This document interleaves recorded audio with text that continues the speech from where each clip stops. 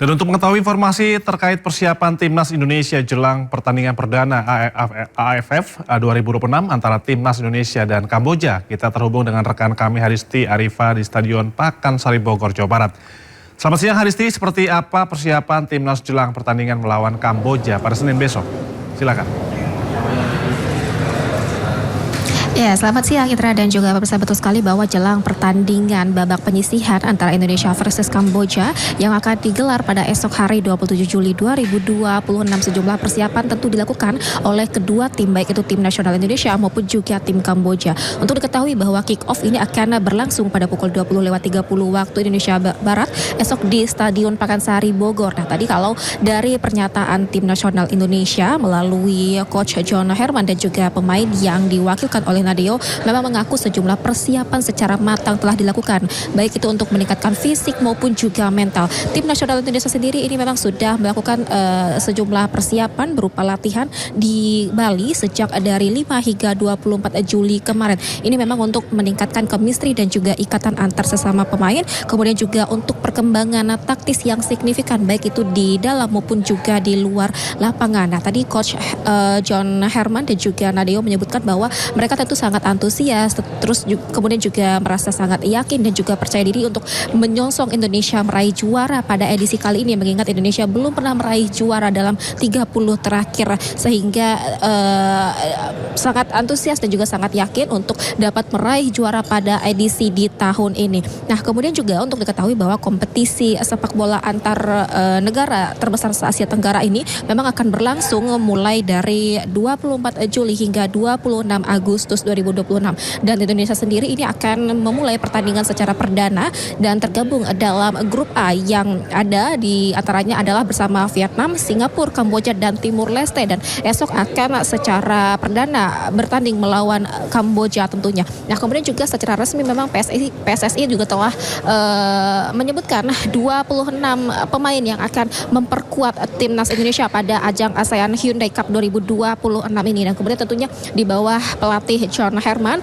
merasa sangat yakin tentunya bagi tim untuk dapat membawa Indonesia meraih juara di edisi tahun ini. Nah, kemudian tadi juga kalau dari pihak Kamboja juga menyebutkan sejumlah persiapan dan juga tantangan yang mereka hadapi. Kalau persiapan, mereka tadi mengaku memang tidak begitu memiliki waktu untuk menjalankan persiapan secara matang karena memiliki keterbatasan waktu, mengingat mereka sempat melakukan latihan ataupun juga melakukan pertandingan 2 hari sebelum terbang ke Indonesia melawan Singapura. Tentunya kedua tim, baik itu Indonesia maupun Kamboja ini sama-sama merasa yakin dan juga percaya diri, dan juga baik itu Indonesia maupun Kamboja ini sama-sama melihat bahwa di antar mereka ini saling kuat, dan kemudian juga melihat bahwa Indonesia melihat Kamboja ini menjadi tim yang berat dan juga kuat, sementara Kamboja juga tentunya melihat Indonesia begitu kuat dan tidak bisa dianggap sederhana. Demikian, Indra. Baik, terima kasih rekan Haristi menyampaikan langsung ataupun melaporkan langsung dari stadion dari Pakansari Bogor, Jawa Barat. Kembali bertugas rekan. Terima kasih. Ya pemirsa, ada kejanggalan dalam laporan harta kekayaan penyelenggara negara atau LHKPN. Ex-Japinsus Febri Ardiansyah yang menjadi tersangka dalam dugaan korupsi dan TPPU hanya tertera sebesar 18,26 miliar rupiah.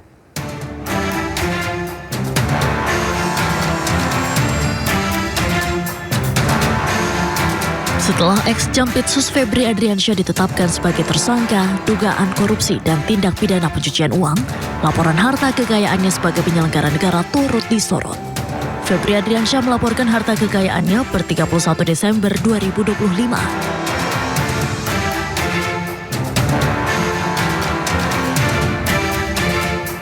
Terdiri dari tanah dan bangunan merupakan aset yang terbesar. Alat transportasi dan mesin, harta bergerak lainnya, gas dan setara gas, serta harta lainnya.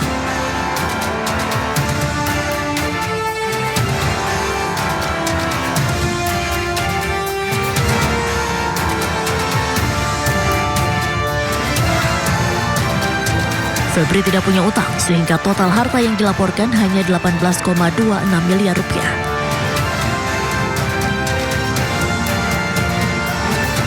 Dari jumlah LHKPN ini terdapat kesenjangan dengan temuan barang bukti fantastis, uang tunai dan emas batangan yang disita Kortas Tipikor Polri sejumlah 543,2 miliar rupiah dan 74 kg emas batangan.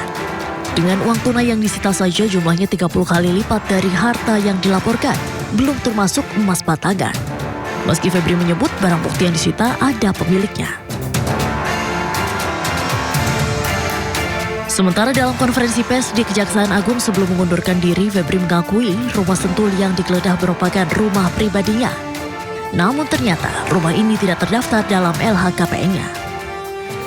Yang kedua tentang rumah Sentul, ya, itu memang rumah pribadi Jampisus yang sudah sejak lama. Itu bisa dilihat bagaimana proses kepemilikan sejak awal.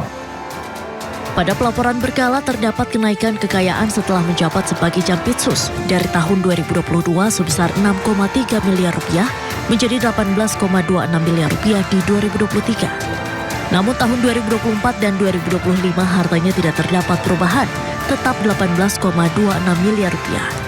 Dari Jakarta, Tim Liputan News melaporkan. Ya pemirsa, Menteri Koordinator Bidang Hukum, HAM, Imigrasi, dan Pemasyarakatan Yusril Ihza Mahendra ingatkan Gubernur Jawa Barat Deddy Mulyadi terkait sayembara penangkapan begal. Yusril berharap KDM tidak menggelar sayembara menangkap begal. Menurutnya penanganan tindak pidana harus mengedepankan penegakan hukum oleh aparat.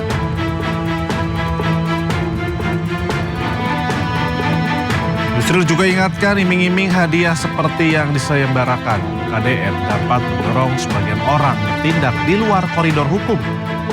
Menurutnya masyarakat memang dapat membantu aparat, tapi tidak boleh bertindak main hakim sendiri.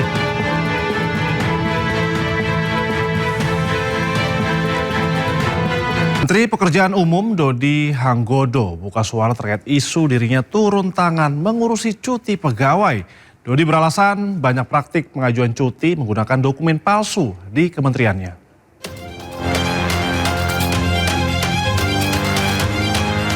Menteri PU Dodi Hanggodo kembali menjadi sorotan publik. Kali ini Dodi dikritik karena diduga mempersulit cuti pegawai. Dodi pun buka suara dan beralasan terpaksa turun tangan urus cuti karyawan karena banyak praktek pemalsuan dokumen.